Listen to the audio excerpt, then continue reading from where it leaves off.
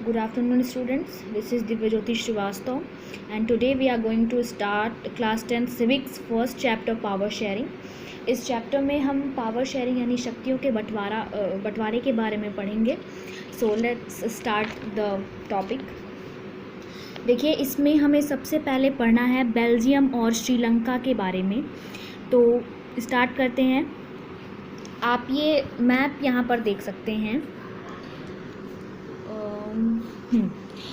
देखिए, ये 4 कलर से आप कलर देख सकते हैं. ये येलो कलर जो है ये फ्लेमिश रीजन है. देखिए, पहले मैं थोड़ा सा आपको रिव्यू दे देती हूँ. यूरोप में एक छोटा सा देश है जिसका नाम है बेल्जियम.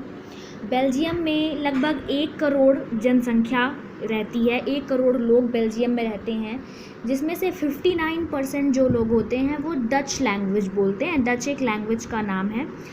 और वो कहाँ रहते हैं? वो फ्लेमिश रीजन में रहते हैं. और 40% जो पॉपुलेशन होती है वो फ्रेंच बोलती है, जो वेलोनिया या वलून रीजन में रहती है. ठीक है, तो अब हम इसमें देखते हैं. ये जो येलो पार्ट आपको दिखाई दे रहा है वो फ्लेमिश रीजन है, और यहाँ 59% लोग जो हैं वो डच स्पीकिंग हैं. ठीक है, बाकी ये जो कलर आपको दिख रहा है ये आपका वलून रीजन है, और यहाँ फ्रेंच स्पीकिंग लोग रहते हैं 40%. ये पार्ट जो आपका थोड़ा सा दिख रहा है ये लोग 1% लोग क्या बोलते हैं? जर्मन लैंग्वेज बोलते हैं. और ये जो छोटा सा पार्ट आपको दिख रहा है ये ब्रुसेल है. ब्रुसेल क्या है? कैपिटल स्टेट है. जैसे हमारी भी कंट्री का कैपिटल है, हर कंट्री का कैपिटल होता है, और ब्रुसेल जो है वो यहाँ का कैपिटल है. यहाँ पे क्या है कि उल्टा ही चीज़ है. जैसे यहाँ पे फ्रेंच स्पीकिंग 40% है और डच स्पीकिंग 59 है. मतलब फ्रेंच कम है और डच स्पीकिंग लोग क्या हैं? ज़्यादा हैं. लेकिन जो ब्रुसेल है, जो कैपिटल सिटी है अपनी, इनकी कैपिटल सिटी जो है उसमें उल्टा ये चीज़ है. फ्रेंच वाले जो लोग हैं, जो फ्रेंच बोलते हैं, वो 80% हैं और डच बोलने वाले लोग 20% हैं. ठीक है, तो एक बार मैं आपको फिर से बता दे रही हूँ एक review. There were mainly 1 crore population lived in Belgium, in which 59% of people speak Dutch language and they lived in Flemish region, and 40% of the population speak French language who lived in Wallonia region और Walloon region. ठीक है, इतनी चीज़ें आपको भूलनी नहीं है. उसके बाद अब इतना पढ़ने के बाद हमको पढ़ना है श्रीलंका के बारे में. देखिए, एक टर्म दिया है मेजोरिटेरियनिज्म. ठीक है, मेजोरिटेरियनिज्म में मतलब क्या होता है कि यहाँ पे लोगों का मानना ये है कि जो मेजॉरिटी है, मतलब जो लोग अधिक हैं, वो लोग क्या कर सकते हैं? अपने हिसाब से रूल कर सकते हैं, या कंट्री में वही होना चाहिए जो मेजॉरिटी के लोग कहें, यानी कि ग्रुप ऑफ पीपल जिसमें ज़्यादा लोग हों. देखिए, यहाँ पे इसका आपको मेजोरिटेरियनिज्म का यहाँ पे डेफिनेशन है. A belief that majority community should be able to rule a country in which ever way it wants by disregarding the wishes and needs of the minority. इनमें क्या है कि जो लोग मेजॉरिटी के लोग हैं वो एक कंट्री को जैसे चाहें वैसे रूल कर सकते हैं अपने हिसाब से, और जो माइनॉरिटी के लोग हैं, मतलब जिन लोगों की संख्या कम है, उनका कोई इम्पोर्टेंस नहीं है. ठीक है, उनको वही करना पड़ेगा जो ये मेजॉरिटी के लोग चाहेंगे. उस समय का ऐसे ही था. देखिए, अब क्या होता है श्रीलंका में. क्या होता है कि वहाँ पे 2 तरह का लैंग्वेज बोलने वाले लोग रहते हैं. श्रीलंका में 2 तरह की लैंग्वेज बोलने वाले लोग रहते हैं. एक लैंग्वेज वहाँ चलती है सिन्हाला लैंग्वेज, और दूसरी वहाँ पे तमिल चलती है. ठीक है, तो जो सिन्हाला बोलने वाले लोग थे 74% थे. मतलब कि श्रीलंका के 74% लोग क्या बोलते थे? सिन्हाला लैंग्वेज बोलते थे, और 18% लोग तमिल लैंग्वेज बोलते थे. ठीक है, वहाँ पे 7% जो पॉपुलेशन थी वो क्रिश्चियन थी, और वो दोनों लैंग्वेजेस को बोलना पसंद करते थे. मतलब वो दोनों सिन्हाला और तमिल दोनों बोलते थे. अच्छा, जो सिन्हाला बोलने वाले लोग थे वो बुद्धिस्ट थे. ठीक है, सिन्हाला स्पीकर्स जो थे वो बुद्धिस्ट थे, और तमिल स्पीकर जो थे वो हिंदू और मुस्लिम दोनों थे. अब क्या होता है, देखिए 1948 में श्रीलंका क्या हो जाती है? इंडिपेंडेंट हो जाती है, मतलब कि स्वतंत्र हो जाती है. आपकी पहली लाइन है Sri Lanka emerged as independent country in 1948. ठीक है, इसके बाद क्या होता है, after independence Sinhala decides to dominate minority.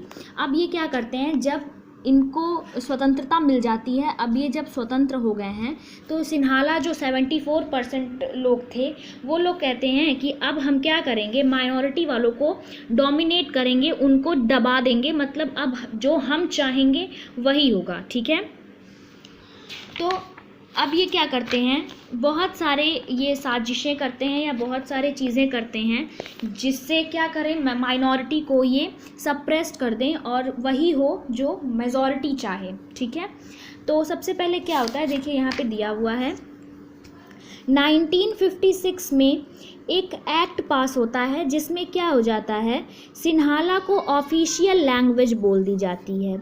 ठीक है, in 1956 an act was pass to recognise Sinhala as the only official language, thus disregarding Tamils. देखिए क्या होता है, 1956 में सिन्हाला को ऑफिशियल लैंग्वेज बोल दिया जाता है कि ये जो है वो श्रीलंका का क्या है, ऑफिशियल लैंग्वेज है, तमिल वालों की कोई इम्पोर्टेंस नहीं रहती है। उसके बाद क्या होता है, जो सिन्हाला के लोग होते हैं उनको यूनिवर्सिटी और गवर्नमेंट जॉब में फेवर मिलने लगता है। देखिए, the government followed preferential policies that favour Sinhala applicant for university position and government jobs. Government jobs में इनको क्या मिलने लगते हैं, फेवर्स मिलने लगते हैं। ठीक है, और जो माइनॉरिटी है, ठीक है, जो तमिल स्पीकर्स हैं उनको काफ़ी ज़्यादा डिप्रेस सप्रेस किया जा रहा है यहाँ पे। उसके बाद जो बुद्धिस्ट थे, बुद्धिज़्म यानी सिन्हालाज, इनको क्या था, कॉन्स्टिट्यूशन यानी श्रीलंका के संविधान से भी इनको फेवर्स मिले हुए थे। ठीक है, अब रिज़ल्ट क्या होता है, देखिए, जब कहीं पे भी कुछ लोग मिलकर किसी को डिप्रेस करते हैं या अपना राज चलाने की कोशिश करते हैं तो क्या होता है कि कभी ना कभी तो उसका एंड आएगा। इनके साथ भी क्या होता है कि जो तमिल्स होते हैं, अभी आपने पढ़ा तमिल्स कितने परसेंट थे, 18% जो तमिल्स थे वो क्या करते हैं, स्ट्रगल। ठीक है, अब ये क्या करते हैं कि अब ये आ जाते हैं कि अब हम युद्ध करेंगे, अब हम आके हमसे लड़ो, और इनकी डिमांड क्या रहती है कि हमको हमारा एक अलग राज्य चाहिए जिसमें केवल कौन रहेगा, जिसमें केवल तमिल्स रहेंगे। ठीक है, तो ये इनकी कहानी रहती है, ऐसा श्रीलंका का मेजॉरिटी रहता है। इसके बाद अब हम पढ़ते हैं कि बेल्जियम कैसे अपनी चीज़ों को अकोमोडेट करता है। देखिए, श्रीलंका में आपने एक चीज़ देखी कि श्रीलंका में पावर को शेयर नहीं किया गया है। इसमें सारी पावर्स किसके पास थी, मेजॉरिटी के पास थी, माइनॉरिटी के पास कोई पावर नहीं थी। और उसमें क्या हुआ कि at the end of the day जो माइनॉरिटी थी उन्होंने क्या किया, वार के लिए ऐलान किया कि अब हम वार करेंगे, अब हम लड़ेंगे अपने लिए और हमें हमारा अलग राज चाहिए। देखिए, बेल्जियम ने कुछ हटके किया, कुछ अलग किया, तो देखते हैं बेल्जियम ने क्या किया। यहाँ के जो लीडर्स थे वो लोग क्या करते हैं, Belgian leader took a different path, ये अलग रास्ते का चुनाव करते हैं। ठीक है, अपनी सरकार को या अपने देश को चलाने के लिए। और ये क्या करते हैं, अपने संविधान में 4 बार बदलाव ले आते हैं। ये अपने संविधान को 4 बार अमेंड करते हैं। इनके कॉन्स्टिट्यूशन में 4 टाइम्स अमेंडमेंट्स होती हैं। और अब ये क्या करते हैं, चलिए कुछ पढ़ते हैं कि इन्होंने बेल्जियम में क्या क्या चीज़ें की थी। Constitution prescribe that number of French and Dutch speaking minister will be equal in central government। ठीक है, जो सेंट्रल गवर्नमेंट होगी बेल्जियम की, या कह सकते हैं जो केंद्र सरकार होगा, उसमें क्या होगा, डच स्पीकिंग और जो फ्रेंच स्पीकिंग होंगे उनके जो सदस्य होंगे वो बराबर सदस्य होंगे। ठीक है, अभी हमने पढ़ा था कि डच स्पीकिंग कितने थे और फ्रेंच स्पीकिंग कितने थे, तो 59% डच स्पीकिंग थे और 40% क्या थे, फ्रेंच स्पीकिंग थे।